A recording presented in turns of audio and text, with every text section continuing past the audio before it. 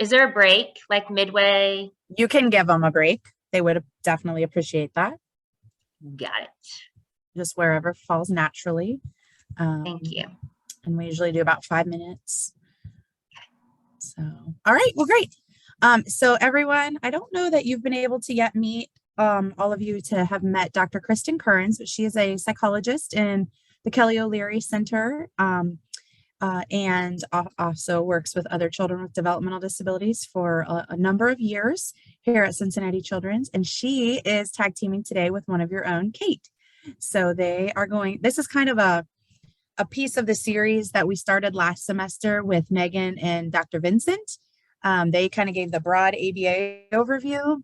And today we're going to get a little bit more, I guess, more broad in terms of just behavior overall, but also kind of what does the nitty gritty look like when we're working with a patient and a family. So they appreciate your attention, you being on camera and participating off mute and in the chat box. So take it away, ladies, and I'll be back after I go home and get my lunch that I had delivered to my house, unfortunately. Yeah. All right. And Kristen, did you have anything else to say before we dive in? Nope, we can go on and get started. Okay. All right, so like Steph was saying, we'll start out just doing some brief review and hopefully expanding a little bit from the talk that Megan and Dr. Lori gave last semester about ABA practices. And then we'll talk about some of the strategies that are helpful in sessions or when you're working with families and kids, and then just kind of summarize everything. Hoping to give good ideas about defining behaviors, collecting data on behavior, and understanding the function of the behavior, and then using prompting and fading techniques to see more of a desired behavior, and then figure out ways that you can involve caregivers in the family and helping you to respond to behaviors. So I'll start just by talking about behavior again. And again, we realize that some of this is a bit of a review. So this is meant to be a little bit brief, but that being said, if there are questions or anything like that, feel free to stop us. But overall, just some qualities of behavior. Behavior is learned. It's stuff that we pick up from watching other people around us, from the patterns that we have, and it's taught to us in some ways or taught to us by our environment. And that kind of goes with it's changeable as well. So we learn things from the responses we get to our behaviors, and then behaviors can also be changed as the environment changes or as the needs in our environment change. So behavior is typically predictable, and we can figure out what is influencing a behavior, what is making it more likely, what is something that might make behavior less likely to occur. And then the important piece down here, behavior always serves a purpose and is functional. So there's always a reason behind a behavior, whether it's communication or expressing some kind of need. We'll be talking about functions of behavior, but it always serves some kind of purpose. So just some examples of behaviors. I'm sure people could talk through lists of things that they've seen, but really thinking about throughout this talk, behaviors that are either challenging or maybe interfering. And we talked about, I think last time when we were talking about behaviors, that we really want to think about like what is interfering with safety or a child's need to do something else like communicate or complete something in school or eat or something like that, connect with others. And so those are the behaviors that get in the way of that we're thinking about and looking at here. So it can be aggressive towards others, towards themselves, towards things, running away, just refusing to follow adult directives, sensory behaviors, anything like that. And so as we heard from Megan and team last time, we'll be talking about the ABC model a little bit again. So just a reminder that things that happen right before and right after behavior influence how often we're going to see that behavior. So what happens right before is the antecedent, and then B is the behavior and the consequence that comes right after. And as we shift the antecedent and the consequence, we can shift the behavior. So whenever we're thinking about behaviors that we may want to change or reduce, um, always want to have a really clear idea of what that behavior is. I think one of the most common things that I hear parents say is, oh, my child tantrums, or tantrums get in the way, they throw a fit. And tantrums can look so different depending on what parent you're talking to, what provider. And so trying to get, what does their body look like? What is their mouth doing? Are they running, kicking, screaming, or is it just crying? Is that their tantrum? So we want to have a really precise definition of the behavior that's really clear, and I could read it and understand it, but a parent could also read it and understand it. So someone who's not really familiar with your field, it's not overly jargony, it's something that you can measure. So for example, how often the child hits with their hands or hits other people with their hands. So we could count that during a session. And you want to be able to have examples and non-examples. So example of being aggressive with your hands might be hitting. A non-example is whining or crying. And then when we're thinking about behaviors that we might need to use strategies to address or reduce or increase, we just want to make sure that we're considering the family's need and the patient's need and the environment that they're in. So are we targeting this behavior because others find it annoying or distracting, or is it because it's really getting in the way of this kid either being safe or being able to engage in therapy or connect with others, be social? And so really what I'm thinking about, is this helpful in promoting for the child? Always want to maintain safety, so behaviors that are harmful to the child or people around them, need to target those first and make sure that we're only looking at one behavior at a time so that it's not overwhelming. We're not trying to change too much. And then whenever you're thinking about modifying behaviors, kind of going for that easy win to build momentum, what can we change most easily to get this family a win and keep building momentum and moving on from there. Right, and then Kristen's going to talk a little bit about collecting data.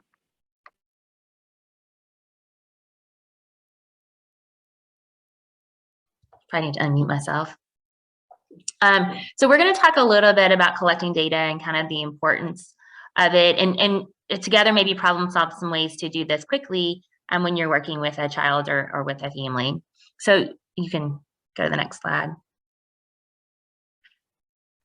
So we really want to collect data to measure when the behavior is occurring. So we can do there's different ways to collect data in terms of, we can do the frequency, count how many. So if it's something like hitting, we could count how many hits occur in the frequency of those hits. If it's a high level behavior, there might be some things that you can think about to do in terms of kind of problem solving, so you don't feel like you're taking data all the time. So maybe you take just a small sampling of the behavior or during particular activities, just to kind of get a general overview. And so there are lots of ways to kind of problem solve in your session when you're working with a kiddo or with a family on how to do this so it doesn't feel so overwhelming. I think what's important is really getting families and clinicians to understand the value of the data at whatever level we can get. So frequency, we count how many. Duration, we count how long. So that would be how long does it happen? So we kind of talked about frequency. Can somebody give me an example of what would be a duration you would take a duration of?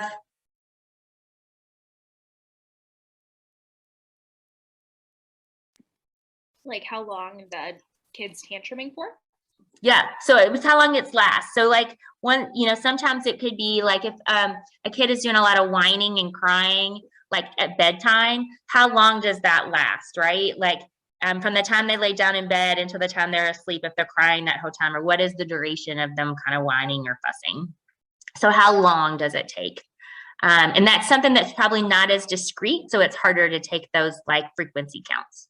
Interval recording is really thinking about what percentage of the time does it occur, what rate. So you would break up a time period into different intervals, and you can base that interval based on what the behavior is and what resources you have. So an interval could be, does this behavior occur in this 15 seconds? Or does this behavior occur in this 5-minute interval? So it kind of depends on the nature of the behavior on how you would set your interval and your resources, but that's really about breaking time into small intervals and thinking about the percentage of time a behavior is occurring. I would say overall, for me clinically, interval is probably the one I do the least amount of ever, just because it kind of takes a lot of time and resource. In some of our other more intensive behavior programs, they'll do a more interval recording in those based on the resources they have available. I tend to do more frequency or duration, and just in kind of like naturally. So I think this is a good graphic to kind of think about the value of data. And so it kind of makes you think about, what do we need to know? What can we use it? And for behavior that, and it kind of gives us some examples. So if we want to know how often or how many times a behavior is occurring, we would do frequency and rate. And so if it's a frequency, for a behavior that does not occur often or is easy to count and observe consistently. If we're thinking about how often it's occurring and we want to know the rate, a behavior that is easy to count but not observed consistently on a day-to-day basis. How long does a behavior last? We kind of talked about this. We want to think about duration, but when we think about duration, we want to have a behavior that has a clear beginning and a clear ending. So I'm whining at bedtime and I stop whining. How long it takes for students to respond or to engage in a behavior. So we want to think about a latency. We can use a latency count. And that has a clear beginning and ending, rarely occurs but lasts for a long time when it does. And how often a behavior occurs at a specific time. And for there, we can think about the ABC, the scatter plot, or an interval. Again, thinking about if it's occurring at a specific time. So this would be thinking about a kiddo who maybe has a lot of behavior during a particular like academic task. So behavior occurs most often maybe during math, or they tend to be off task more often during math time, or a behavior in your treatment session, the behavior occurs during more so during a particular therapy activity. So if you're playing a game or doing this activity, they do really good. If you're working more on going through some like flashcards or doing some more kind of speech heavy demands, there's more off-task behavior, or there's more throwing of items, or there's more like hitting. So those kind of things that you would want to kind of think about. But I think this is a nice visual to kind of help you think about what you want to know and how you might get that information. When we think about assessing behavior, there's a lot of reasons why data is important. There's a lot of reasons why we should think about data. But the most important is what we know is that you've probably heard this through all 3 talks related to behaviors.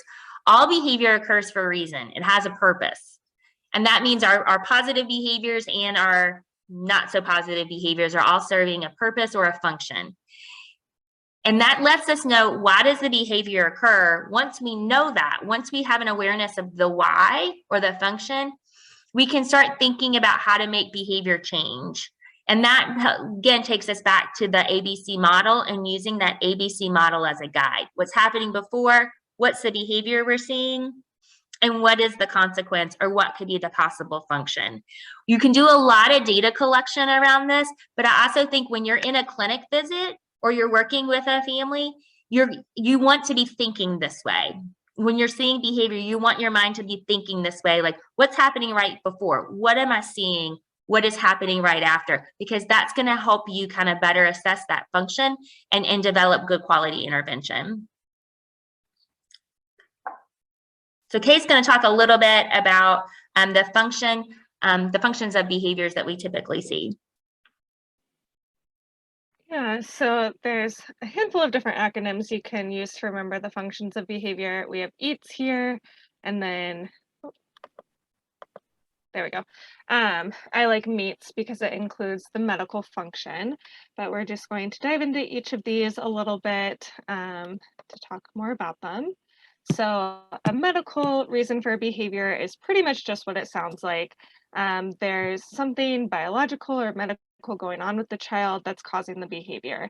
So for an example, if a child is having a really grumpy day, or I had an appointment earlier today where the child has had some more aggression and just crying lately, and we realize he was really constipated. And so of course he's going to be angry. No one feels good when they're constipated. But I think the biggest thing is this is a great one to rule out first and just see, have there been any changes in medicine, or are they sick, or anything like that? Because we can't treat a behavior that's driven by medical with a behavioral intervention. I'm going to hop in really quick here because I think this is a very important one that is accidentally overlooked, because I think what I have found is that a lot of times families who haven't had a lot of like work in behavior, or maybe haven't had some behavior training, they may not like think necessarily that way right off. And so it is something that I think is important to ask, especially if you're seeing a behavior change. And so it is important to just ask the family and think about all those core pieces, like, do you think they're getting sick? Are they like going to the bathroom regularly? History of ear infection, is like anything okay with their teeth? Kind of think about what the what behavior you're seeing. Ask about some of those like core medical potential concerns, and then you might target in like I've worked with kids that started like hitting their heads or their faces, and you have to think about, do they have a toothache? Do they have like a cavity? Do they have like an ear infection? And so again, to Kate's point, we can't behaviorally treat something that's being medically driven because it's still that's still there. We need to treat it medically and then come back and treat any behavior that's residual. And I think the other piece of that is when kids are the age of like 10 to anytime older, I'm also trying to think about, or especially those preteen years, like are there hormonal changes that are changing the behavior? Is that interacting differently with their medication? Have they had a growth spurt? Things like that. All right, so our E is escape, or behaviors that are motivated to try to get out of a certain situation. So in a clinic, examples might be a child continually asking to go to the bathroom, or asking when they're done to get out of completing a task. Or, and I think you see this in schools a lot inadvertently, but a child misbehaving in class gets sent to timeout in the hallway or the office, but they didn't actually want to do the task they were doing. They don't like math class or whatever it is. So that behavior is rewarded, and it keeps happening again and again. So yeah, these are just ones where the child doesn't like the thing they're being asked to do, or the situation, the environment, and so the behavior is motivated to get out of that situation. Then our A are behaviors that are motivated by attention. So looking for when a child wants a verbal response or a big hug, they like high fives. They just like people looking at them. So for example, a child who might be throwing their crayons instead of coloring with them, or they're supposed to color a circle and they color a square purposefully, or something like that. With this one, it's really important to remember that both positive and negative attention can be rewarding. So, and we'll talk about this more, but a child who's motivated by attention, if they throw things across the room and someone comes over and yells at them, hey, stop throwing that, and makes a huge deal out of it, you're giving that child so much attention, and that's the thing that they're craving, if that's what their behavior is motivated by. So we have to be really careful with that and make sure that we're aware that negative attention is rewarding too, and want to make sure that we're limiting that. So then T is tangible. And so these are behaviors whenever there's like a favorite toy or item or activity a child just loves, loves, loves, and they just want to get back to that item or the new item or whatever the thing is they want to do. They have no interest in doing your task or your activity. They just want to get back to their iPad or whatever the thing is. We can sometimes see this with kids who are like highly motivated by prizes. They just can't wait to get that next thing and have it. And so in this case, they're, screaming or throwing a tantrum or whatever it is to get that item that they want to have back. And then their behavior goes away once they have that. And then our last one, the S here, is sensory or automatic behaviors. And these can be a little bit tricky because they're behaviors that are motivated just because it feels good or it's providing that sensory input that you'd like. So, and you see these a lot with children kind of moving their bodies in certain ways. So crashing on the floor or seeking maybe a blanket to wrap up in, chewing on shirt, toys, anything, or spinning their body around and round in circles. Sometimes you can see this too with kids fidgeting with different toy items or holding them in certain ways. Maybe becoming really preoccupied with the lights or looking at them in a certain way. And these can be really hard because it takes a little bit to bring awareness to them, I think, both for the individual and for the provider to become aware of them. And then they're just so reinforcing on their own and they provide the feeling that the child is seeking. So it's kind of a thing of seeing if there's a different sensory sensation or where can we limit that so we can still engage in the task we need to do for therapy or whatever we're doing, but still get the sensory input the child needs. Let me see. Oh, and I saw the example that Kristen added in the chat there too. All right, and now Kristen will talk a little bit about figuring out what function a child falls in and what is driving their behavior. So as we just kind of talked about, we want to know why the behavior is happening. And so we know how to prevent it in the future and select appropriate intervention. So if we don't know, I think the thing is like people will say, well, something happened and I've tried timeout and that doesn't work. And I've tried this and it don't work. It's kind of like if you just throw everything at them, nothing's going to really stick, right? Because we're not really addressing the function or the why behind the behavior. The gold standard is really a functional analysis, which provides a really precise measurement of behavior in order to determine a function. And it really involves kind of this systematic way of making changes to the environment in terms of allowing escape, not allowing escape, providing attention, not providing attention, giving a tangible, not providing a tangible, having like open access. It's a very systematic process to evaluate the effects on the target behavior. And that can sometimes provide the kind of the best information in terms of what is the likely function, because we have these very clear data and these very kind of contrived setups, environments that allow some access to what may be the potential function. The tricky part about FAs is they tend to use a lot of resource. And so you have to have, you have to be able to set these up, have the staffing to do that, the space to do it. And they're not always in the training because it's not always safe to set them up in any environment.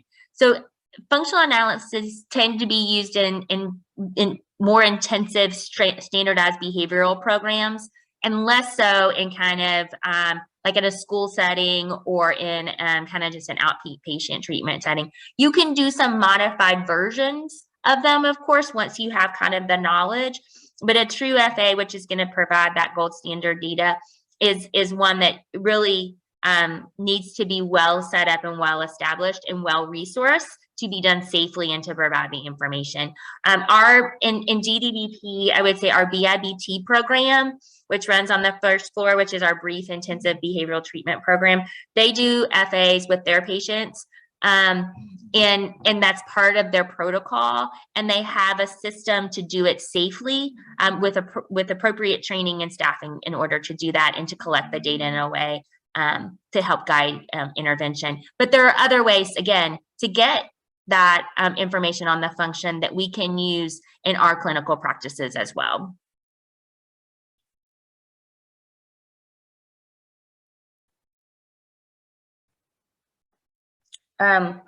So some of those other ways include functional behavior assessment, which is what we tend to do more of. So an FBA is either direct observation, So you can observe and think about what's happening before, our ABCs again, what's happening before, what are we observing or seeing, what's happening after.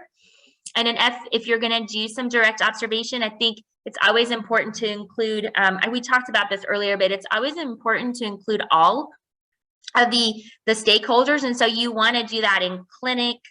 You want to be able to do it at home and have the parents participate in that. So they kind of are involved in the process and learn the skills. And then if you can also include the school, that's always helpful too, because that's going to give you the best the most robust data information. There are several indirect measures and behavior rating scales. We listed some of them here. I think that they can be helpful in kind of supplementing information from your direct assessment.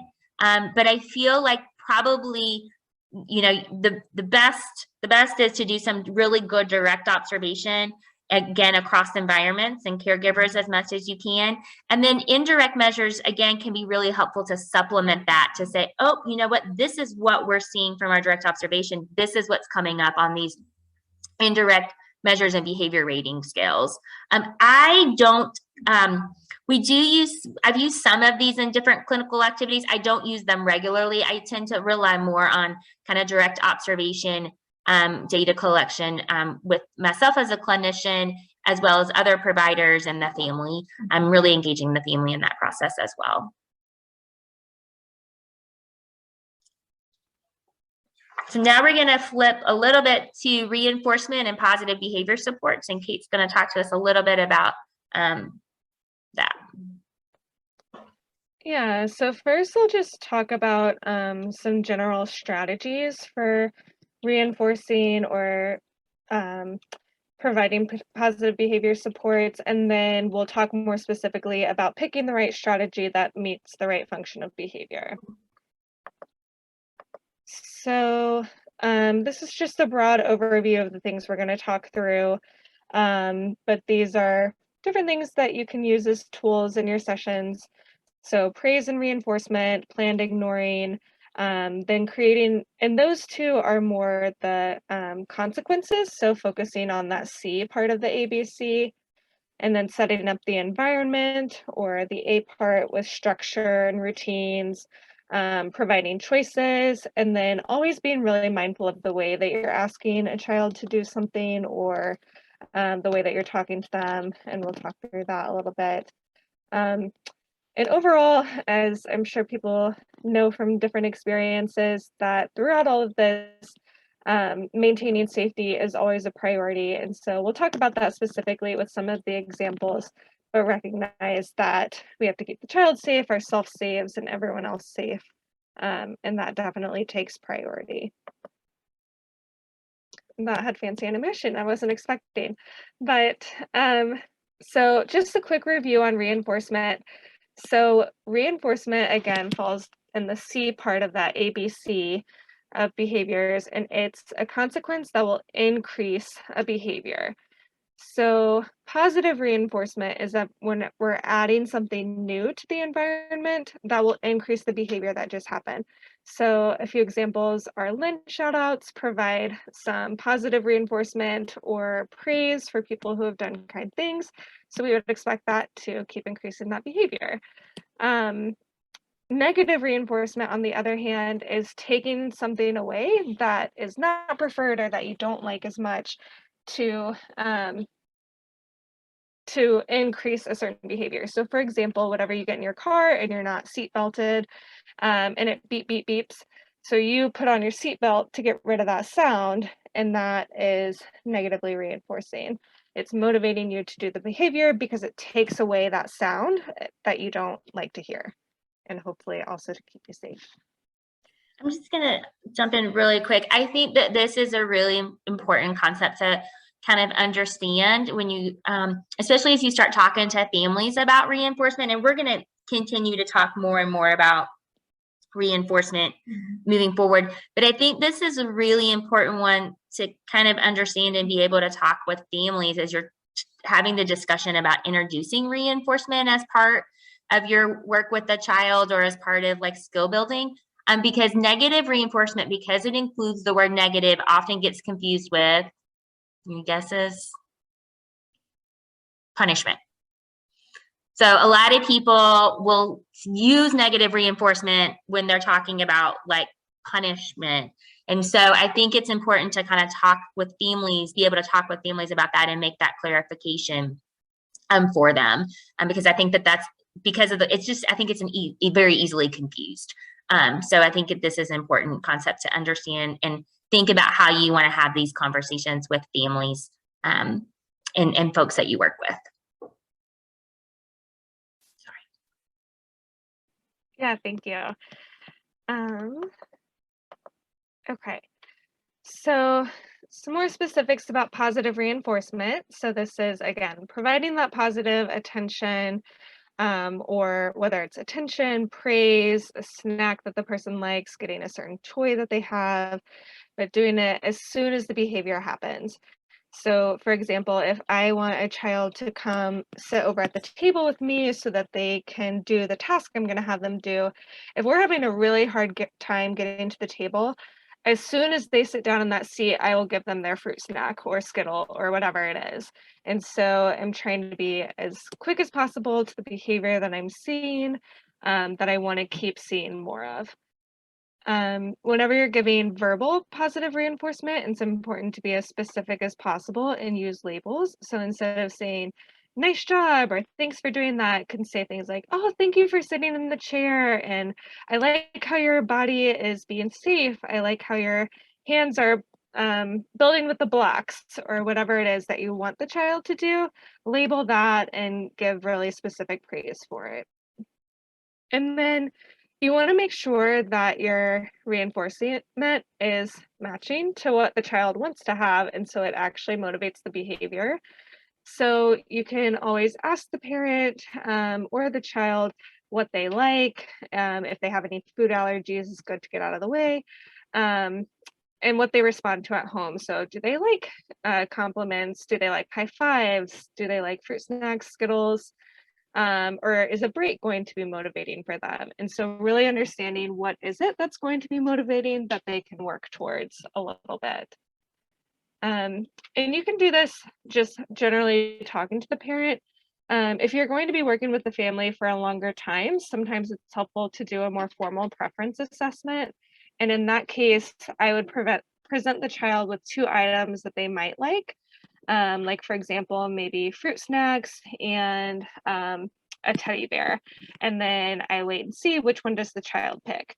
And you have, I think it's 5 or 6, I think 6 different objects. And is that right? There's actually, you can actually do it with a variety of numbers. And there are some like assessments that we have. So I think there you can do like 6, you can do 8, you can do 9.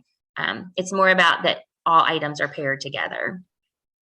Yeah, and then you record which one they choose every time, and then there's a little tally on the back where you can kind of see which option they liked the most. And then okay, this is going to be really rewarding. I'm going to use this to try to help continue to see the behaviors I want to see. So formal preference assessments can be really helpful, as Kate was alluding to, and it's, again, you just pair every item together and you track which one was selected. And then that really gives you a hierarchy of like, this item was picked 90% of the time. This item was picked 65% of the time. And so it gives you a hierarchy of how the items shook out with each other. So I think that that's a great thing to do often in the start of your treatment. The other thing that you can do just from a practical standpoint, is, as Kate was saying, talk to the family, talk to the kiddo, watch the kiddo and see what kinds of things they seem to like. And then those things that you have available at the start of each session, you can say, oh, what are we going to like? What are you going to work for today? Or what are we, look, I have this and this. What do you like? And just kind of like a quick and dirty, like at the start of your session, what are they picking that day?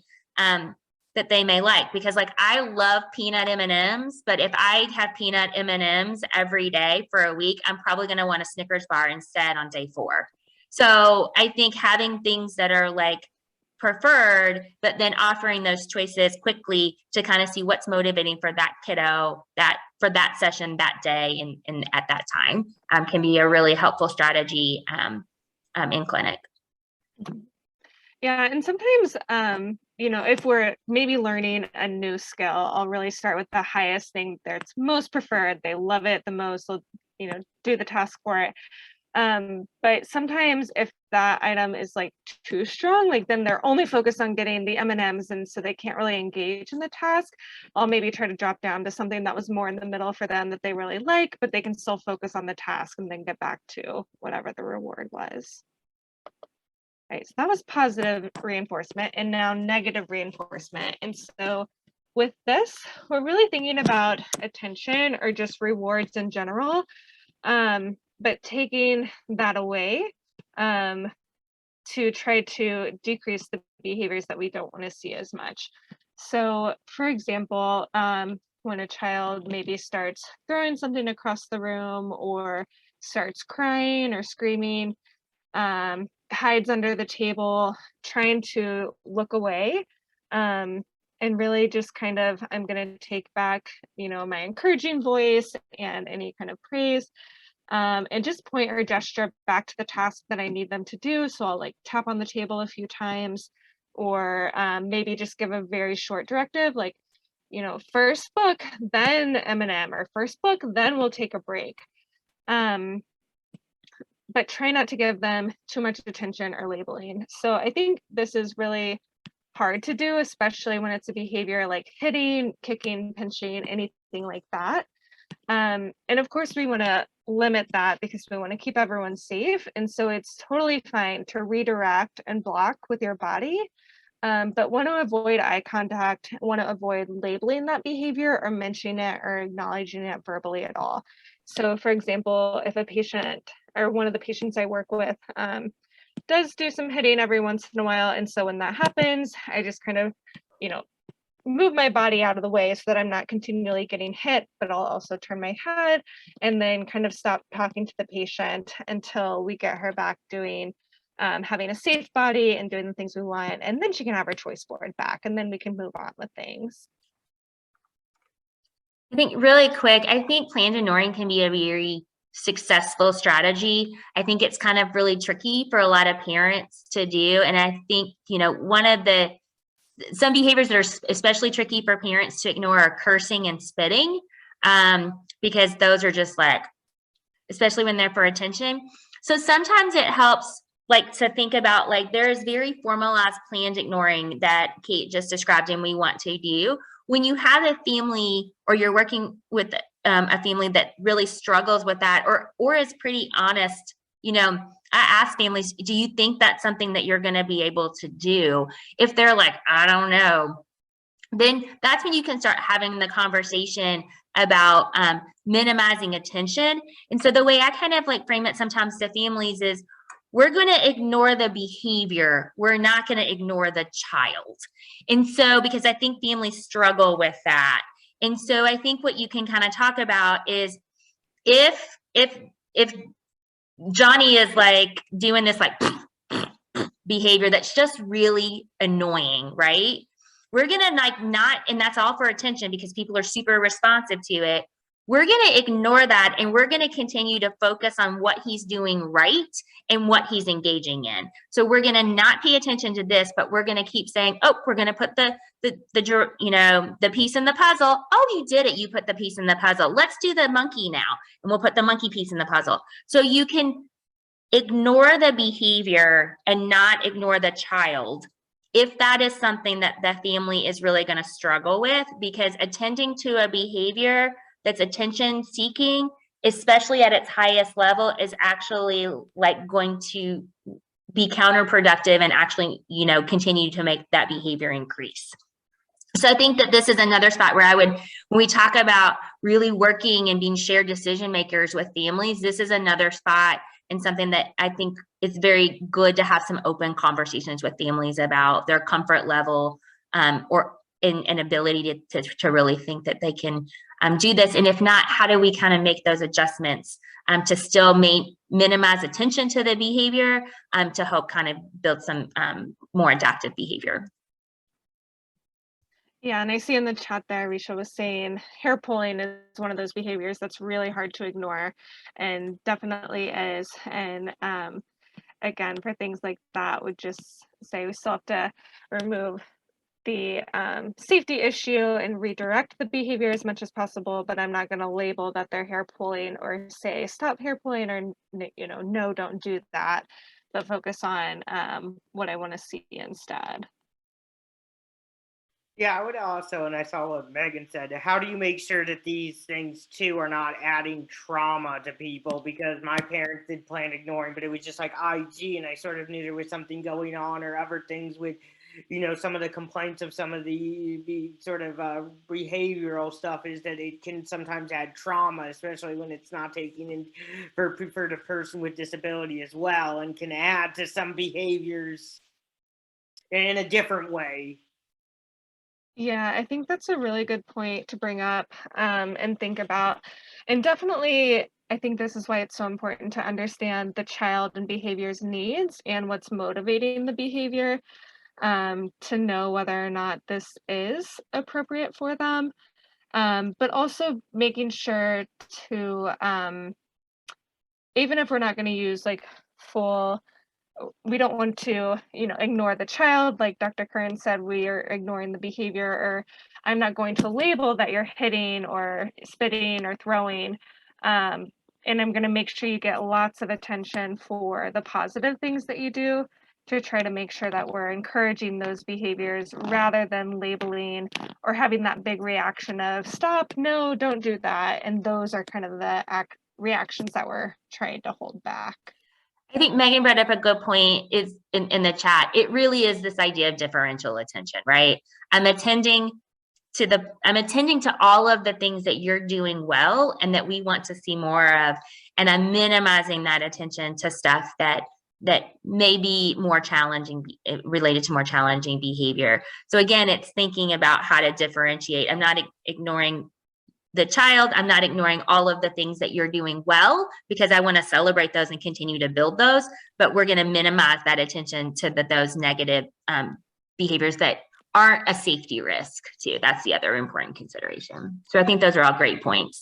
So I have a question with some of this, because with some of the reinforcements and stuff, and some of the where it's not necessarily bad, how do you take in some of the stuff like with the DCD model, where some of this then it becomes about, especially with some things like stimming, or maybe somebody talks too much, that sometimes gets labeled as behavioral issues, as ways that isn't just enforced, because sometimes I feel like people with disabilities learn to, okay, well, I need to do what somebody's telling me, otherwise somebody isn't going to like me, rather than how can I learn better strategies of how to do this, and that and it's not that things are terrible or bad that I'm doing, but it's about building and being able to sort of then have that participatory sort of system like what DCD does, and sort of the idea of behavior. Because a lot of times when I was younger, I just learned don't do this or people won't like you, but then it caused me to ignore what actually worked for me, or how to make it so something that did work for me would be something I could think about and then adapt behavior so I could still get what I needed,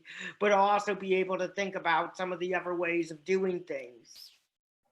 No, I think, Jason, those are some excellent points. I think it goes back to some of the things that we've kind of touched on. I think with anything, right, it's about having very open dialogue and conversations with the individual, with the family, like really talking about what are the goals, what are things that are valuable or a value to that person or to that family. What are things that you want to be able to continue to do or to build upon? What are things that maybe we want to change and learn different strategies for? And so I think it is not so much of, like, I think of it like for myself as a clinician, this isn't me like talking to a family or to an individual and kind of dictating what's going to happen or what's going to do. This is us coming together as a team and really talking about all of those things,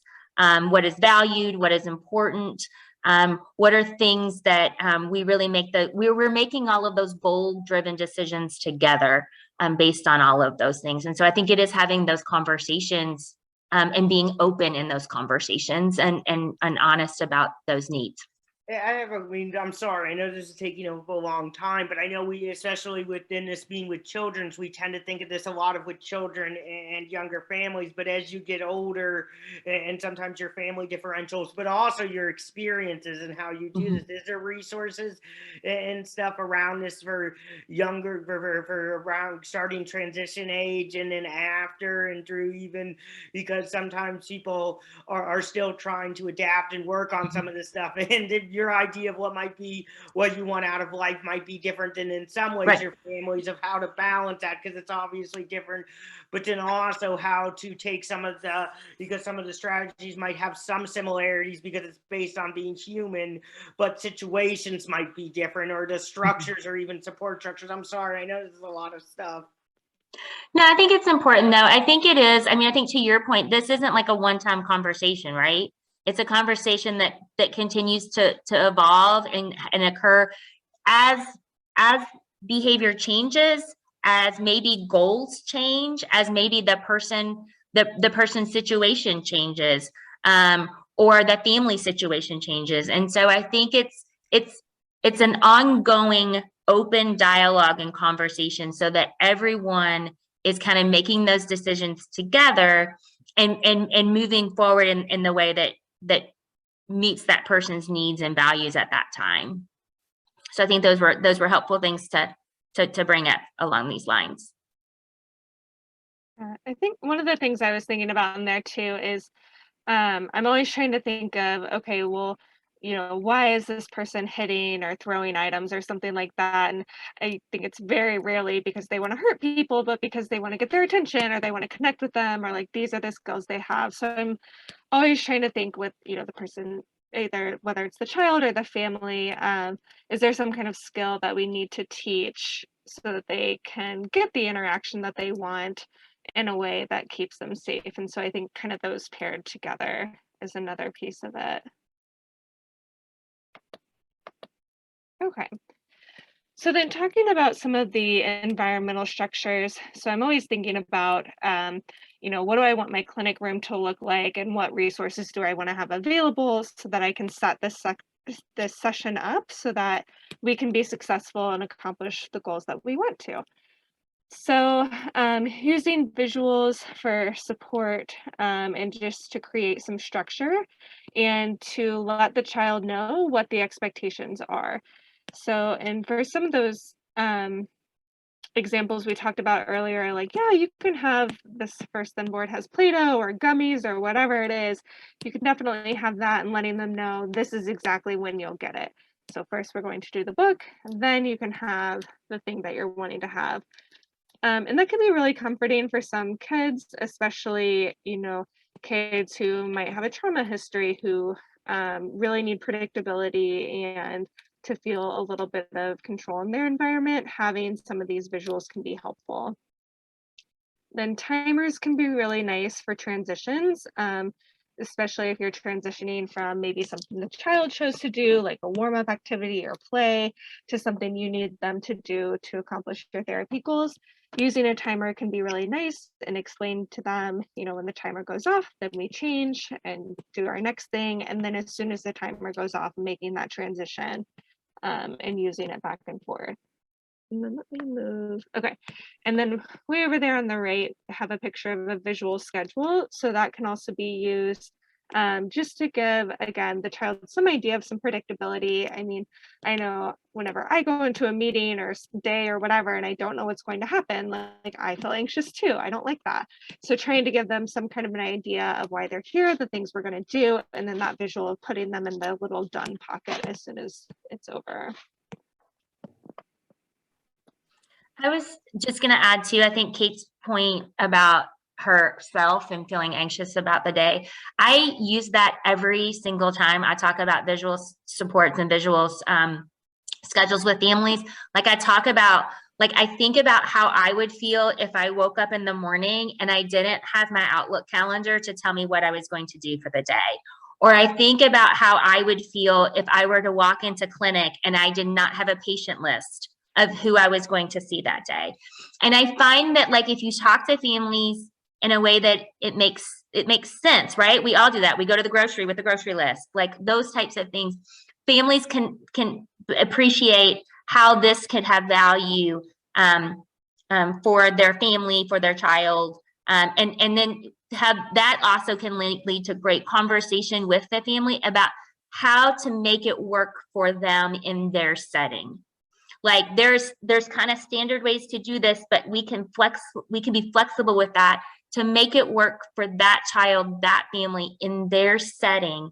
And I think that can kind of open the door for that conversation. I am also, we have lots and lots of resources to make visual supports for families, and I do that quite often, but I'm also a really, really big supporter of teaching families how to make them themselves, because we have beautiful Boardmaker and text pictures and all of that, but you can also get a lot of great images from Google and like other things and pair with words. And so making, again, that partnership of like, how does this work? We're learning together how to make this be effective and beneficial for your family, so that one day when I'm not here anymore, you have the skill and know how to adapt and adjust it to continue to make it work for your family.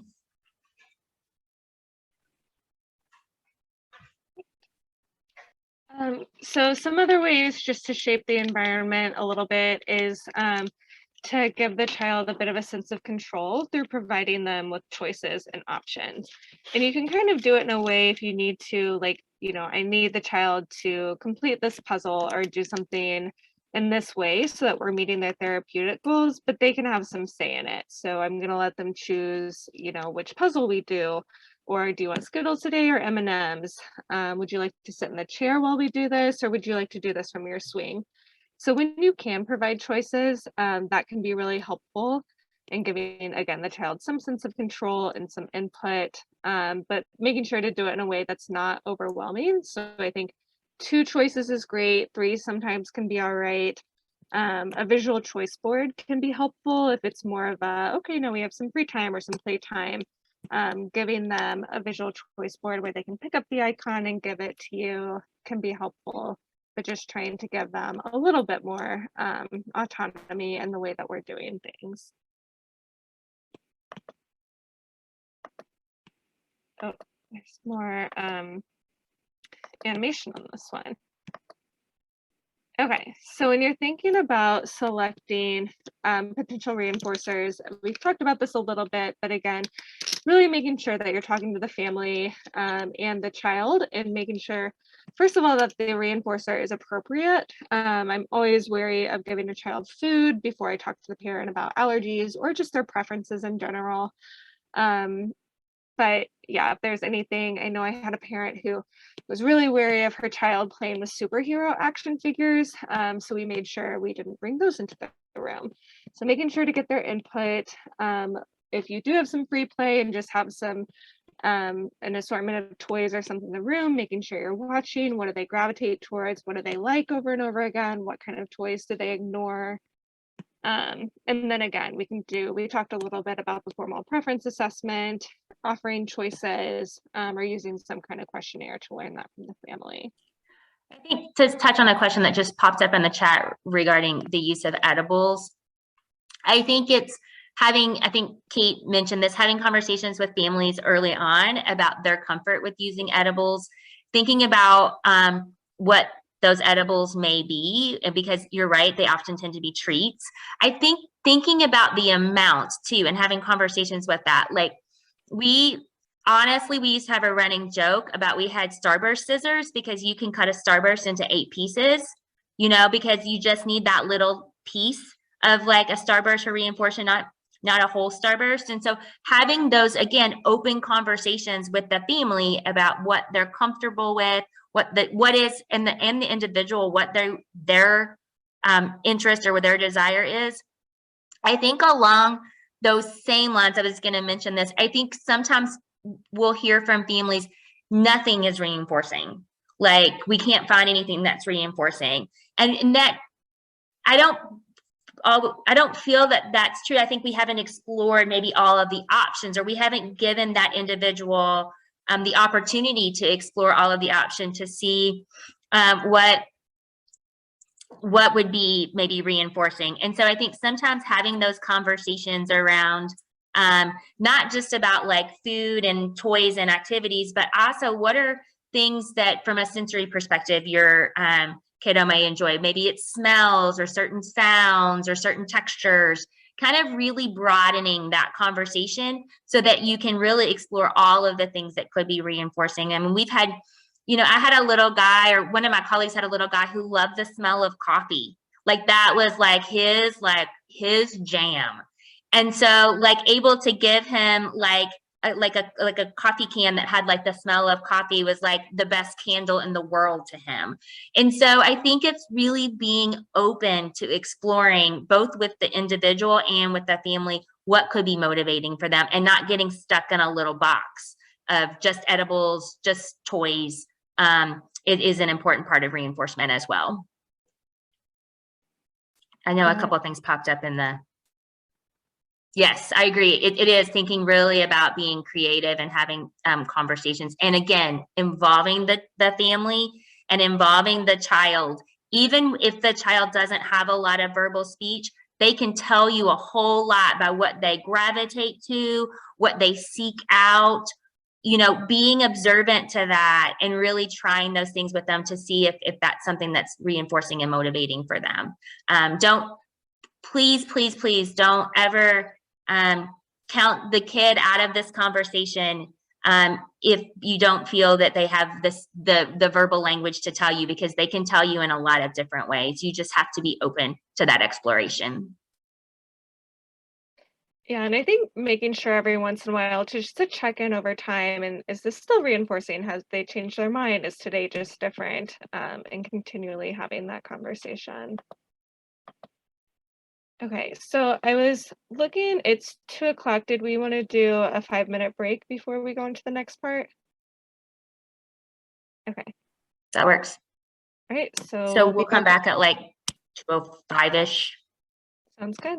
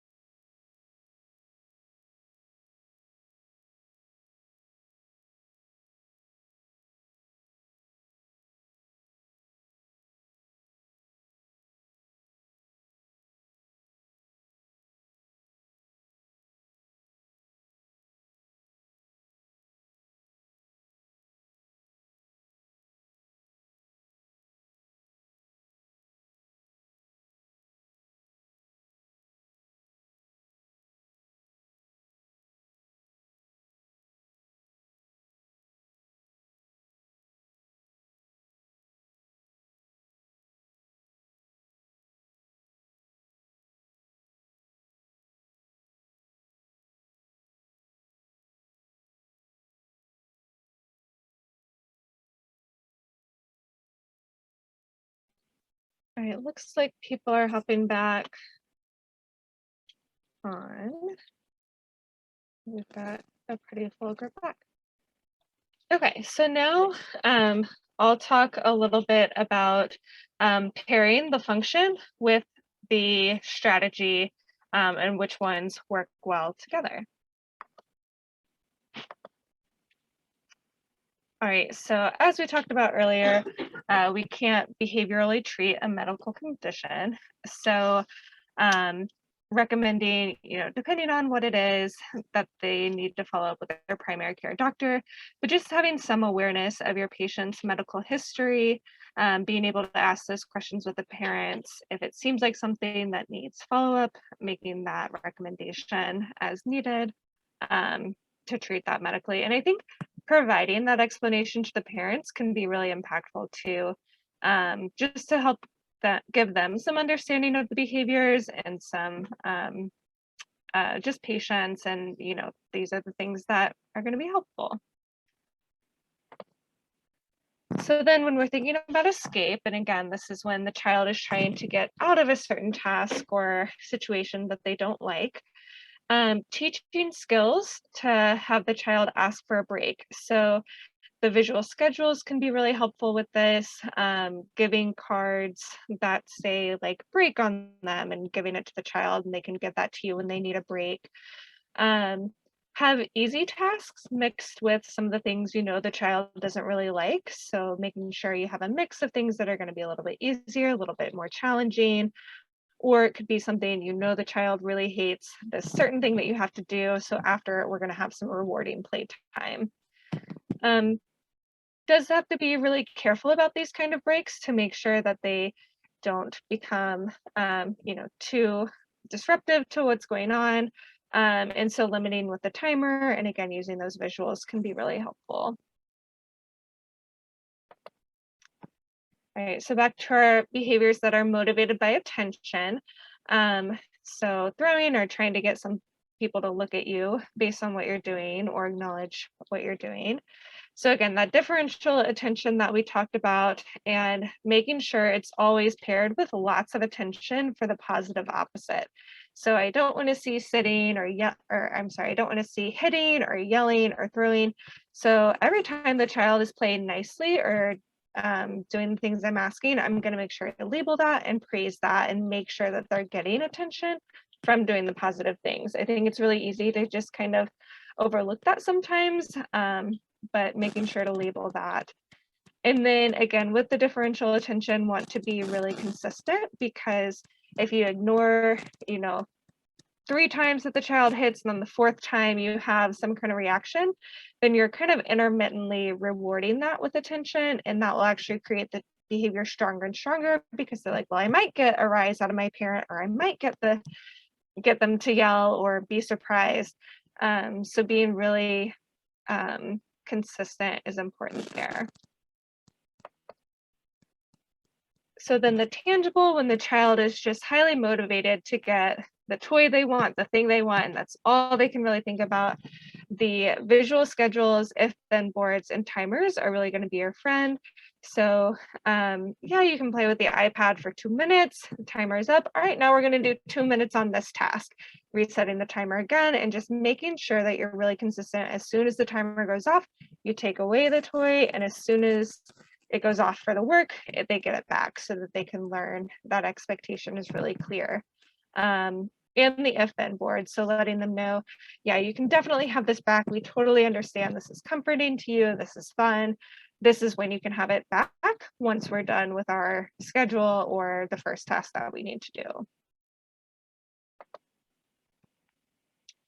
So the sensory things, again, these can be a little bit more challenging, but first just rule out that there's anything medical about the behavior.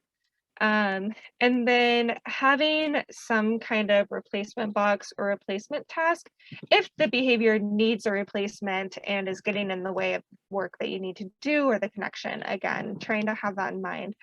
So for example, a child who crashes their body on the floor over and over again, or likes kind of that heavy input, trying to have more heavy items with your work can be a way they can get that sensory input in.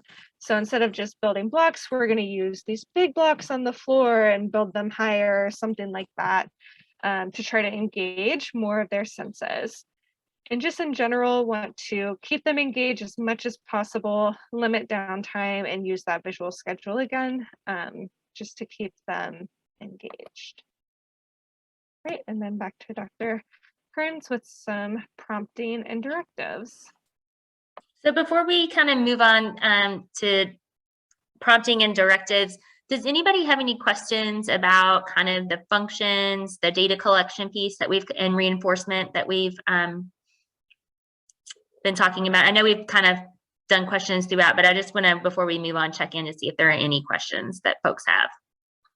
It's okay if not, but I want to check.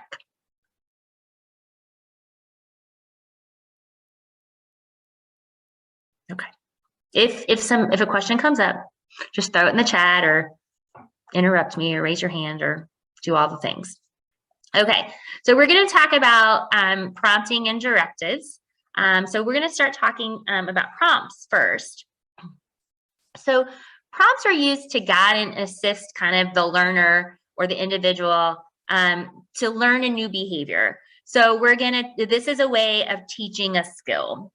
And so we think about prompts as a way to increase success and in a lot of ways lower frustration, because by prompting the individual or assisting them through the skill or the task, we're increasing their likelihood for success. We're minimizing their frustration from not knowing how to do something yet or making errors, and we're improving their efficiency of learning because they're engaging in the activity or the task the way it should be done. So they're learning the process. And it again, because they're completing it, it increases that opportunity for positive reinforcement, which is going to increase the likelihood that a behavior would occur. There are lots of different types of prompts that we could that can be used. And so if we think about the types of prompts, there's everything from like full physical prompt, which is kind of this idea of hand over hand, to a partial physical prompt, which may just be a touch of the hand or a touch of the elbow to kind of initiate that person moving forward.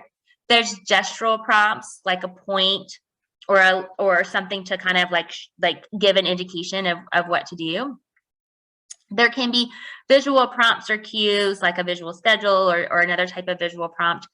There's positional prompts, which the correct item or answer is positioned in such a way it increases the likelihood that the individual will pick it or select it. And there's verbal prompts where you're telling the person what to do. We think about those prompts, those different types of prompts in a hierarchy. And when we think about it from a hierarchy, we think about from least to most, or the natural cueing. So even like a directive is kind of a prompt because you're kind of telling the person what to do. But what's important is, I think what's always an important thing to think about in prompting, or when we talk about prompting with families, or we engage in prompting in our work with individuals, is I often call it the art of prompting, because we want to provide enough assistance to learn a skill or a behavior to ultimately promote independence. So that's why it is so important to think about prompting and the idea of prompt fading to build that, build independence. And we prompt, this isn't just something we do. Prompting is not something we just use like maybe in our work with individuals with autism or individuals with developmental disabilities. I mean, we use prompting to teach anyone a new skill, especially like our little ones. And so think about just things that people have done to even help you learn a new skill that maybe has been prompting so that you can learn a new skill, learn a new behavior. So prompting is used across the board to really teach skills for folks and make folks feel successful in that learning process.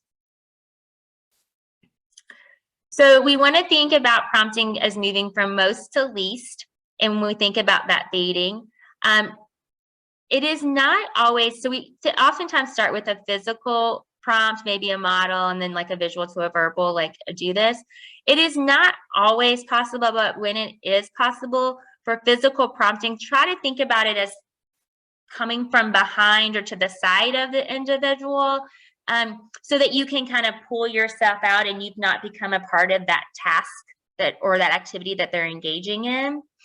I also think a really important part of prompting is to have, again, a conversation with the family and the individual about the process of prompting to see what they're comfortable with and what that individual is comfortable with. Some folks do not like to be touched, and we also need to have conversations about like touching. So, oh, we're going to learn how to do this. I'm going to help you by touching your hand. And so that we know that person is comfortable with it, or we've prepared them for that to happen. And we can also talk to families about that. What is within their family? What are they comfortable with? And so I think like all of these pieces that we're talking about, these open dialogues and conversations with the family and the individual about their values and their comfort, and talking to them about what the process is, and so they understand and can ask questions or know what to expect, is really important. I think it's important to talk about this too, so that they understand the importance of prompting to the learning process. And so then when you're having these conversations, they're informed participants in that.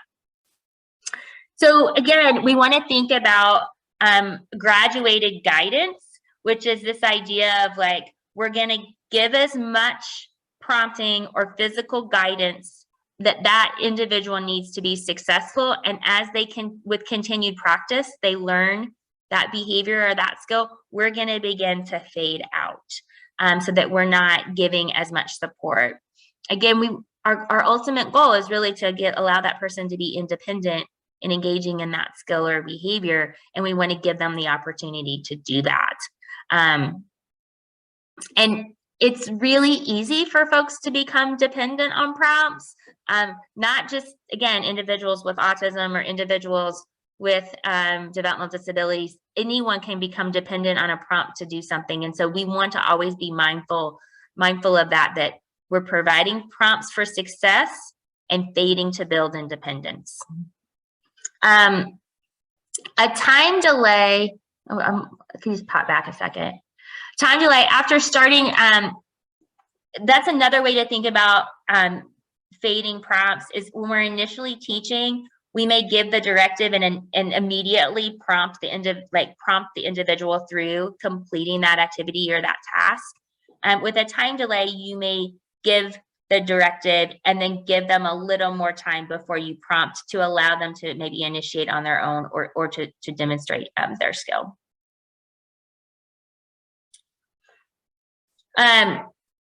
When you're working on new skills, I think, and you're using prompting, I think there's some important things to think about.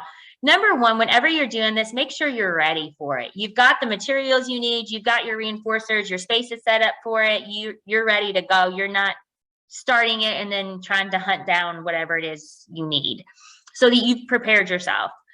I always say, like, when you're practicing things, try to keep it brief and positive as much as possible, so that it's a positive experience. The learning experience is a positive one. And this is hard work. I mean, any new skill you learn, this is comparable. Like, I like to run. When I started running like 10 years ago, I couldn't run a block. Like, it was hard to watch, right? I didn't like open the door and start running like a marathon. So I think it's the same way. We want to take these brief intervals of training to build up on the skill. And so I started with a very short run, and then I added a little bit more as I got better, and a little bit more and a little bit more. And it's the same way as we're learning any new skill. We start with a brief positive experience, and we continue to build on that. We have reinforcers handy. So as soon as that new activity, that new learning is complete, we are providing reinforcement. And we're pairing all reinforcement with verbal praise. So like if if a tickle is really reinforcing for this kiddo, we're giving a tickle and we're saying, oh, you did such a good job, like completing that puzzle. Or if it's a Skittle, as you're giving a Skittle, you're telling them, oh my goodness, like I love how you just like drew your circle. You know, you're providing that positive praise and attention along with that tangible reinforcer. Prepare to back up if the process breaks down. What does that mean? Does anybody know? To be ready to back up?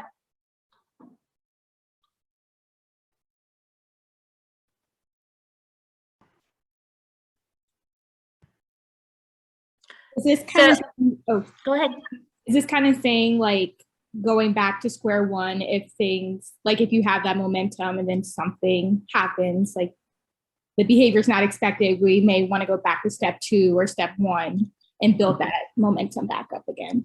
Exactly. So as you're learning a new skill, you may be trucking along great, and then something happens, like you were just saying, Megan, like it's step 4, it gets a little like dicey or something happens. We may need to take a step back to step 3 and really build some success before moving on to step 4. That also gives us an opportunity to think about what maybe we need to change, or what is maybe a skill we didn't anticipate the kiddo needed to move to step 4.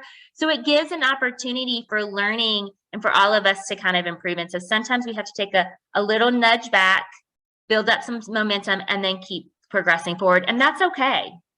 You know, that's okay. It's important to just have that awareness and know that that could be a part of the process.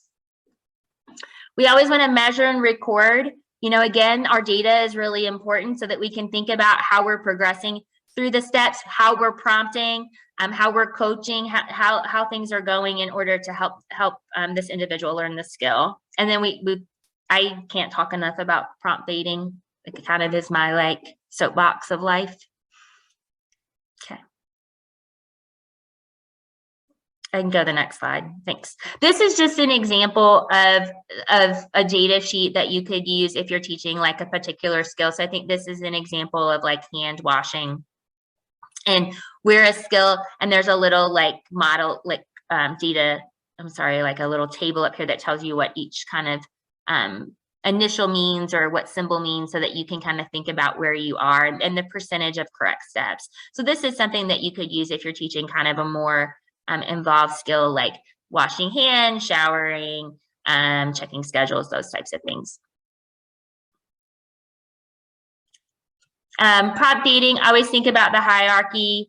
Think about, you know, the goal is to build independence. Your data can kind of like guide you on kind of how thinking about.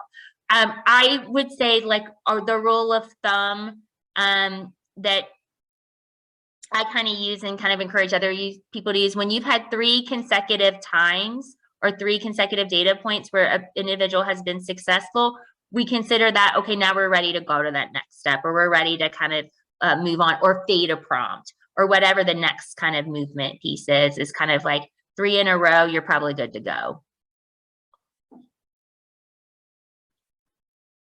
So did anybody have any questions about prompting before we jump into directives? Again, when I talk to families about this, or I you know, work with trainees and stuff, I always talk about this. There is a little bit of an art to prompting, right? You have to kind of know prompting and then know that individual and make it all work together so that it's a successful process for everybody. Okay. Directives. So directives is something that I think is very easily misunderstood or unclear to folks, because we all mess up directives like all the time. We just do it. It's just a part of, I think, life. Directives are instructions that should be clear, so they're easy to understand. They're concise, so they're concise in their language, like think about, are you over explaining it, giving too much, that now what the directive is lost. And they're direct, like it's the most straightforward way to say it. As much as possible, use like your natural language, use understandable language. Be careful not to throw in a bunch of jargon or to use words that the individual may not understand. I think this is another spot that it's good to have conversations with families about what they call things. You know, like, you know, different families call like, you know, like potty. Like that's something like, what do you call this in your family? How do you refer to this in the family so that the language that's being used is consistent for that individual or child, so that your directives are clear. Okay. Directives, it's really important, I think, to make sure, I think number one, before we get to stuff, I think some things to think about is that we're making sure that we're directing the person not to do it versus asking them a question, right? If we ask them a question, we're giving them the right to say no. Like, do you want to go clean your room? No? Okay. Then you don't have to because I asked you and you answered. So we're saying it's time to clean your room. It's time for dinner. It's time for shower, or whatever it is. If it's not a choice, don't give a choice. If it's a choice, always give a choice. But make sure that you're being clear in that. Make sure you have the individual's attention. I think this is a big one where people will talk about they're not listening, they're not following directions, and really we haven't gotten their attention. So make sure that we're on their level, we've gained their attention before we give the directive in that clear, direct language. I always tell people, everybody has something that they do wrong when they give directives, and you just have to like work on your learn a new skill, just like we want the kiddos we work with to learn new skills. With my kids, I am the queen of screaming up the stairs. So we have a 2-level house. I will be at the bottom of the stairs and screaming at them, go brush your teeth, like go get your backpack, like whatever it is. That rarely successfully happens for me, right? Because I don't have their attention. Half the time they're in their bedrooms with the doors closed. So getting attention is an important part of that. So then you can give the directive to the individual in language and speech that they understand. So a general thing to think about is to present the directive, brief, clear, concise, you have attention. Wait about 3, maybe 5 seconds generally. So this is a big conversation to have with yourself and with families. Is this like little bit of latency time is really important to allow the individual the opportunity to do what you told them to do, right? Or to follow that direction. I think this is really important to think about for individuals that we work with that may have some more difficulties processing language, because if we start repeating directives too soon, we're just making it more confusing, because while they're trying to work out what was asked and then plan, there's a lot of things that happens when following a direction, right? You got to listen to it. You got to process it. Think about, okay, this is what I'm supposed to do, plan to do it. That's a lot of things to happen. And so we need to make sure that we're giving the individuals an opportunity to do that and be successful before we're repeating or giving prompts or doing other things. Generally, a 3 to 5 second, like in your count head, is a good ballpark to start. You can talk to families and observe the individual and kind of be aware, because some kiddos or some individuals may need a little more time than that, and some may need a little less. I work with an adult who he needs a lot of time to process what he's being told to do or asked to do. And if you give him like 30 seconds, he will always follow the direction, and he will do it, or he will ask for help. We have to respect his process in doing that and give him the time he needs to be successful. And so that's an important part of like learning this process, but also learning about the individuals that you're spending time with and working with. So the general process would be I give the directive, I wait. If the individual complies, I provide reinforcement immediately for that correct response. If they don't follow the direction or they're having difficulty, then I provide prompting to then get them to engage in the correct or the directed behavior. And then just keep going, right? Just don't get stuck on it. Move it forward.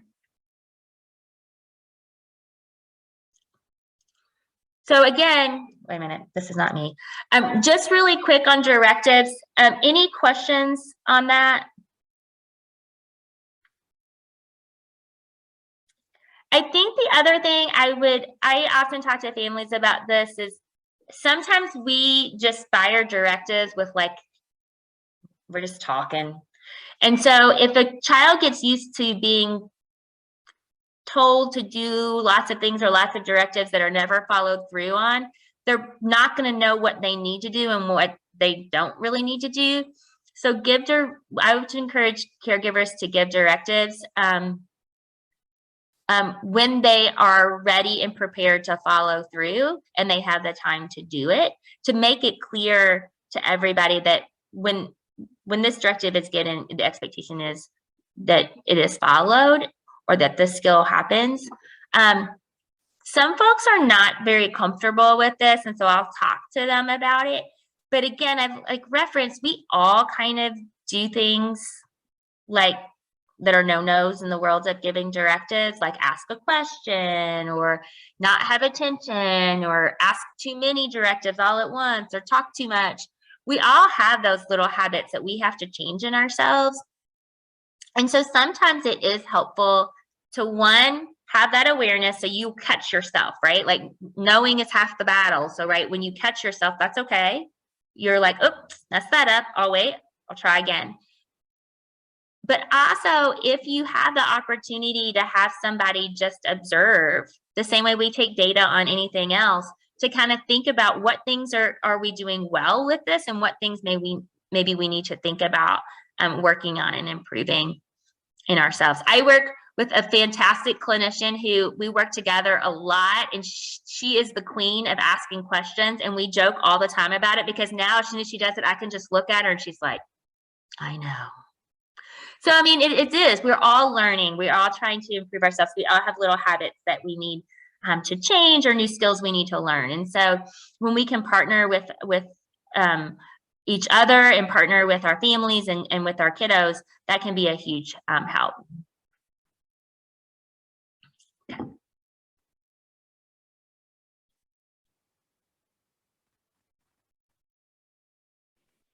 All right, so kind of just pulling things together. Biggest thing is to involve caregivers and the patient, making sure you're getting as much input from them as possible. And while these are strategies that you can use when you're working with families, the goal is also to teach them to be able to use these at home when it's appropriate and to help them manage some behaviors. So it might be in a session that first you're kind of modeling and using some of these strategies, you're explaining it to the parents, you're telling them why you did it, and kind of all the things we talked about, when it's appropriate, when it's not, and then teaching them, providing some coaching, and then trying to get them to maybe run some of the trials that you're doing or have them kind of manage the session or one thing, delivering the prompt, the task, and the reinforcer so that they can learn how to do that at home too, and you can give some feedback. We've talked about this several times, but really focusing on one behavior at a time. And I think it was nice when Dr. Kearns was talking about like her own habit with running or anything that you've done. I think we can all think of times where we've tried to change too many things at once and it's just very overwhelming. So trying to really be focused and think about what is most important, what is important for the child to be able to learn how to do, and is there a behavior that's getting in the way, and let's target that one. Collect data in an ongoing way, and having parents and families collect data at home can be really helpful, but in a way that works for them. Some families are able to fill out a tracker just to kind of summarize the day, how many times they saw certain behaviors, but thinking about what's realistic, what can they actually track, probably, doing high intensity ratings of behaviors that happen all day long is going to be harder. So do we need to measure this a certain time of day or give it some kind of category, that kind of thing. And I'm sorry, Kate. no, go ahead. This is a conversation that we alluded to this earlier, but this is I think Kate brings up an excellent point, that this is a conversation to have with families where we really help together understand the importance of the data and why it's going to be helpful in kind of achieving our goals, and then what's reasonable and feasible and how is that going to work for them, and let them kind of problem solve around that and talk to you and kind of talk out, because they'll come up with some really good ideas. And I think too, like, that works for them and they'll be more likely to do it. And I always give this example, like, I had a mom one time that was like, I'm going to struggle with a data sheet. And I'm like, that's okay. You take data however works for you. And I swear to you, that mom came in next week with like Kroger receipts, napkins, like paper towels, like the most random pieces of paper. But like, you know what she had? She had data. Because what she was able to do was when she was observing it, she was grabbing whatever she could find and she was writing it down, which is exactly what the goal was and what she needed to do. We got it on like 10 different random sheets of paper, but that is okay because we got it and we got some really good data. So I think being open with families about what's going to work for them in a way to get the data and they don't feel overwhelmed by the process. Yeah, and I think with that last point there and with that example as well, just always being open to feedback from the family, seeking it out. How is this working for you? What are you thinking? Getting input from the child and the family as much as possible, making adjustments, making sure everyone feels good with what's going on, and that it's working. So a few additional things. So we always want to try to reward behaviors that we like seeing using those positive reinforcement strategies first, and try to increase the positive behaviors that way and really focus on that. And then, so we didn't really talk about punishment, but even the negative reinforcement or providing negative consequences, just want to be really mindful. Those aren't the strategies that we're going to jump to. And thinking again, how can we shape this positively first with more encouragement and reward and focusing on the things we want to see more of. Staying cool, calm, and collected, especially when you know a child is going to have some behaviors, is going to possibly throw some things, be hitting, finding ways where you're going to be able to go in there and not react, whether that's protective equipment or just the mindset. And then talking to parents about how they're going to be able to do that too when they're at home, and what are some strategies that they might need, whether it's some self-care, taking breaks, trading on and off. We're going to focus on this behavior at this time, but we can't do it all day. Whatever it is, that they're able to do that when they need to. Always going back to, why is this behavior happening? What's the function? What need is it serving for the child? And how do we go from there? And then just remember that first slide we had that was talking about behaviors are learned, they're predictable, and they can be changed. And always just think about that. And so how is this behavior learned? How do we teach a new behavior, or how do we unlearn this behavior? Be as predictable and consistent as you can be. Predictability is a big one. Again, just thinking about a child coming into a session or their day in general at home and not really knowing what's going to happen, or, if I do this thing my parents want to see, am I going to get attention for it, or how are they going to react to this behavior? So wanting to be really consistent, so that they're not guessing or have that stress. And then always thinking about, we can't really take away a behavior, we're teaching new behaviors.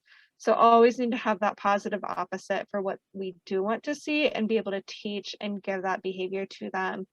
rather than just taking something away. And then the last one, just don't take it personally if there are behaviors coming towards you. Just again, remember what function they're serving for the child, how we can help them out and get them the things they need without taking it personally. Great.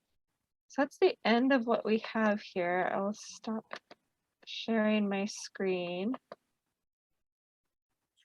We wanted to leave a little bit of time at the end for folks to kind of like problem solve together or talk through or ask questions that may be related to things that they're experiencing. And so we definitely wanted to leave a little time for that sharing. So if anybody has anything, I think several people have thrown some great stuff up in the chat throughout, but if anybody has anything they want to share, talk about a strategy they've found really successful or something that maybe they want to talk through, we're happy to do that. I will tell you, just related to the quit taking it personally, I have this like sweet girl, love her to death, and I was having not the best hair day ever, but I must have been doing this a lot or something or moving my hair, and she's like, oh my God, you have lice. And I'm like, her mom was like mortified. I was like, I just have really bad hair, actually. I'm just having a really bad hair day.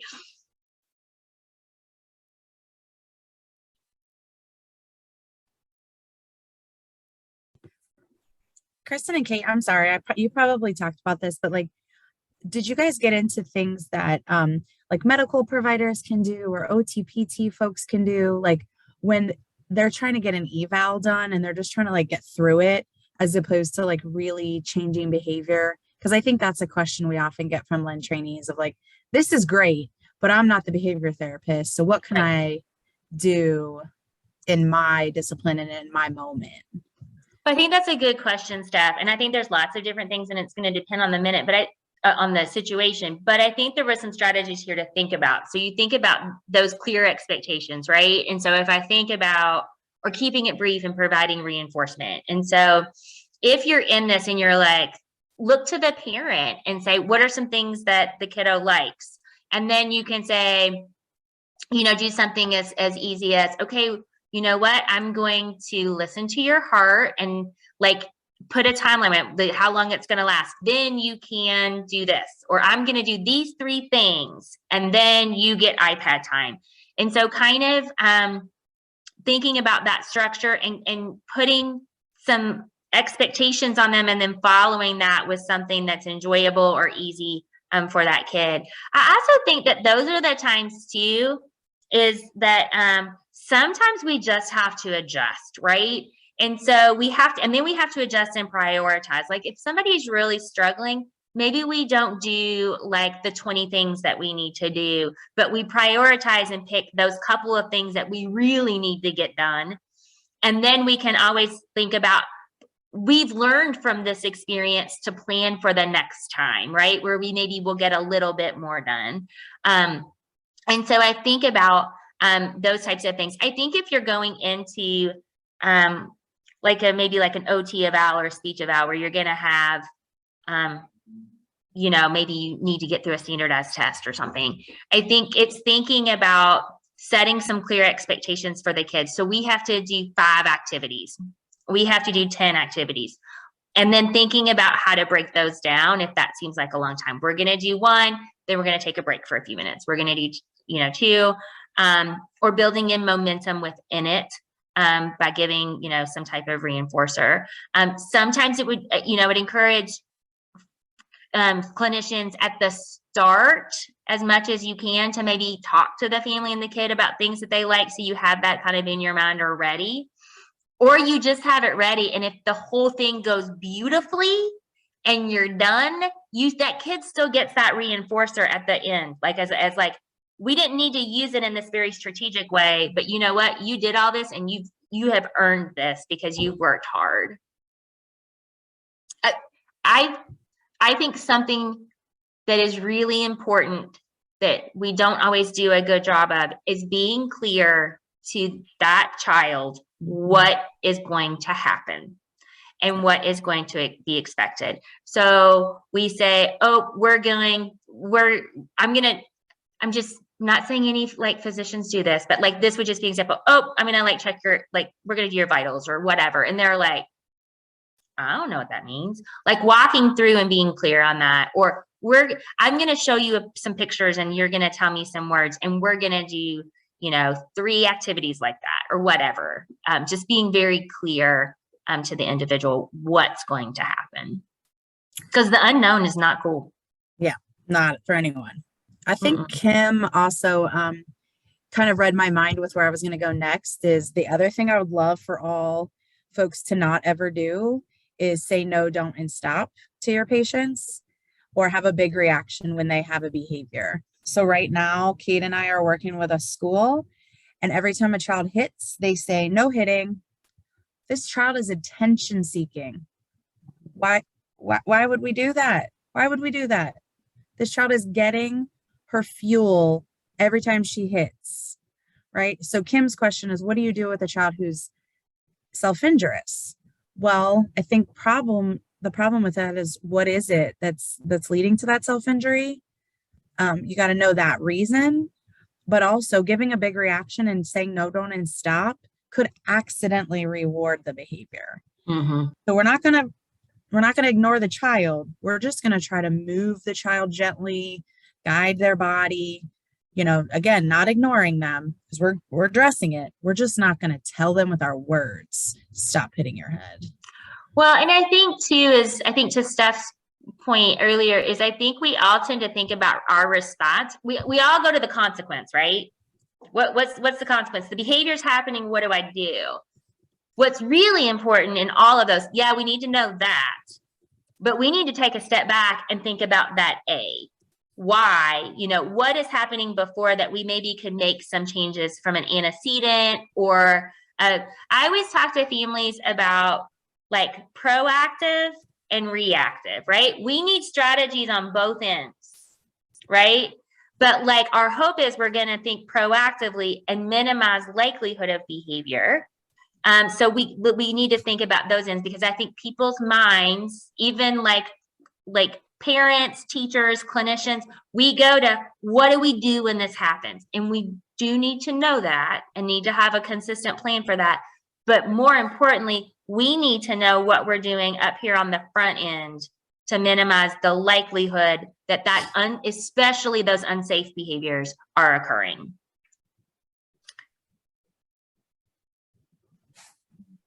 Okay. Does that help answer your question, Kim? Does it? Awesome. Yeah, it does. And Jason's asking, what are tips for doing this in the community or at the person's house, especially for adults and DSPs? I think what's important to think about is personally, I don't see any of these as straight clinic strategies, right? I see these as, I call them life strategies, because I actually they're strategies I use with my kids. I use them with my husband.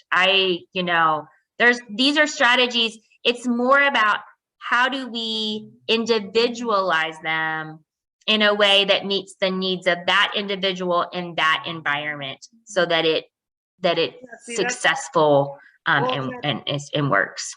Yeah, and I'm just curious about that, because working at an agency and seeing some of these things and trying to put together training, there is sort of this, we want this one side, the easiest way to do things, or, how do you make this the simplest possible, or, this sort of, a lot of the stuff within the way that agencies work, even for agencies that are trying to do better, still go on compliance models and making sure that they're not, even when they're trying to more. So there's a lot of energy that's spent in that way, and DSPs have a lot on their plate. So how could you have it to where there's thinking in individuals, which also go into thinking of sometimes the pull of the agencies that want things that are sort of in a particular, like making the model also have some of that flexibility, but then also realizing that there's sort of this dynamic of also that you're dealing with more like a bunch of people over certain times, and just not me personally, because I work not in the actual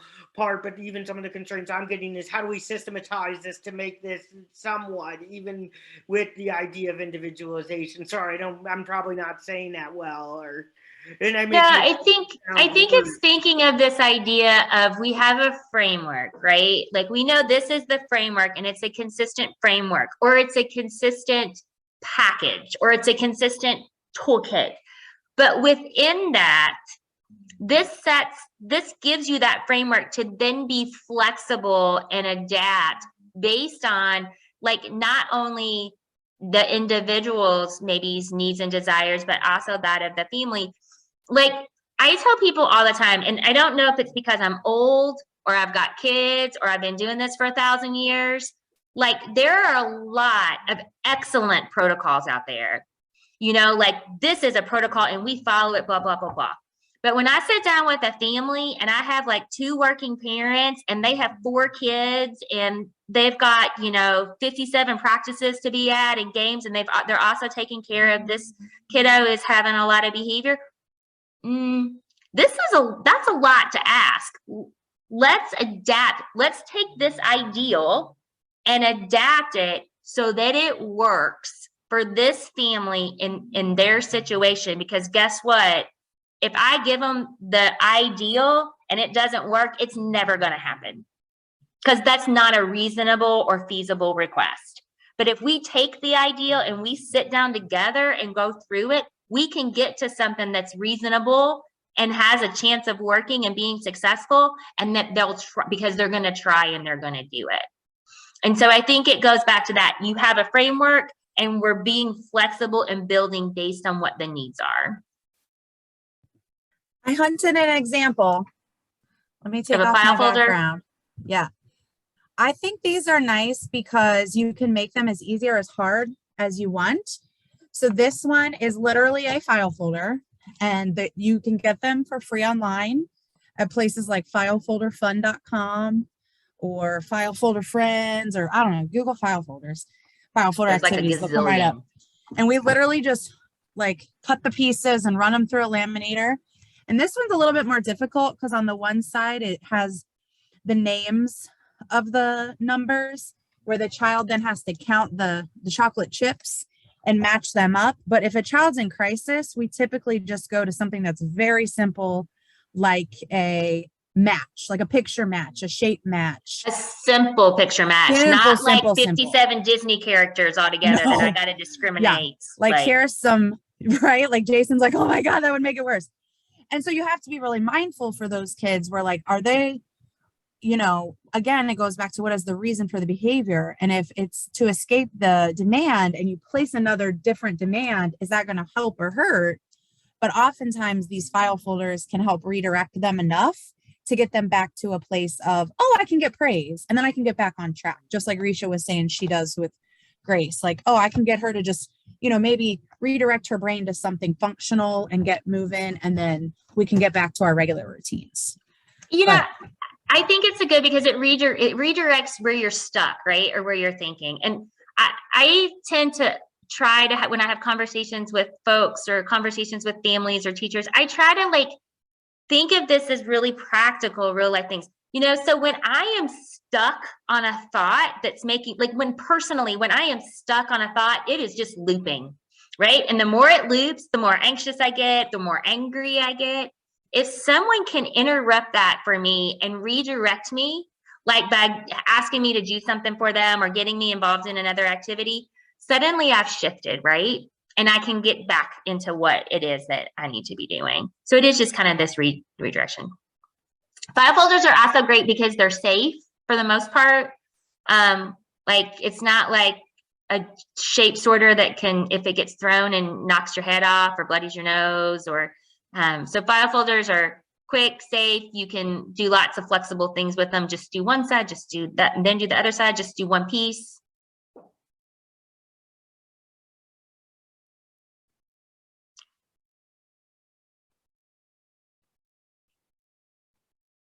I also think going back, I don't know that this would be as much in like OT session or speech evaluation, but like in medical, I know a lot of medical providers use this thinking about trying to get through an exam. Sometimes distractors help. So like tell them like, I'm gonna do this, and while I'm listening to your heart, you can like do a file folder, or you can watch a video, or your mom can sing you a song, or like whatever it is. That can be a quick one too. You don't want me to sing. It's painful. Real painful. Oh, talking about quit taking it personally. I was seeing an adult like a week ago, and she kept talking about how my accent was distracting, and like she couldn't focus on what she needed to do because I talk so funny. It's true. It's a true story. I do talk funny.